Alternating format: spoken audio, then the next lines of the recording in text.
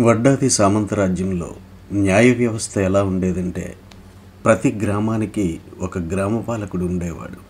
ఇతడు గ్రామాల్లో జరుగు వివాదాలు, కొట్లాటలు, గ్రామ పరిపాలనా వ్యవహారాలు విచారించడానికి గ్రామ సభలు ఏర్పాటు చేసేవాడు. దీనికి అతడు అధ్యక్షుడిగా వ్యవహరించేవాడు. ఇతనికి విచారణలపై తీర్పులు ఇచ్చే అధికారం కూడా కలదు. గ్రామపాలకునికి పై అధికారులుగా స్థల ప్రభువులు, మండల పాలకులు ఉండేవారు. ఆ స్థానంలో అయితే ప్రాడ్వివాకులు అనబడే ప్రత్యేక న్యాయాధికారులు ఉండేవారు. గ్రామాల్లో దొంగతనము, జోదము జరగకుండా ఉండడానికి తలారి అనే గ్రామోద్యోగిని నియమించేవారు. దోషులను పట్టి గ్రామాధికారికి అప్పగించడం అతని బాధ్యత.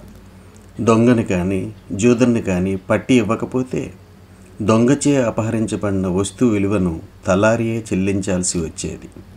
వడ్డాది మత్స్యరాజుల శాసనమునందు తరట్లకాలు అనే ఉద్యోగిని శిక్షలను అమలు చేయుటకు నియమించేవారు అని తెలుస్తోంది. హత్య చేసిన వారికి శిక్షలు కఠినంగా ఉండేవి. ఈ తరట్లకాలు నేరస్తులను కొరడాలతో కొట్టి కానీ లేదా త్రిశూలం, బల్లాలతో పొడిచి శరీర దండన చేసేవారు. దండపాశకుడు, శౌర్య ప్రదర్శకుడు లేదా పట్టణమును కాపాడే అధికారి కూడా నియమించబడేవాడు. సామాన్యమైన శిక్షలకు కొరడా దెబ్బలను కొట్టేవారు. బల్లి పోట్లను కూడా పొడిచేవారు. కొన్ని నేరాలకు శరీర భాగాలను ఖండించి అంగవైకల్యం విధించేవారు.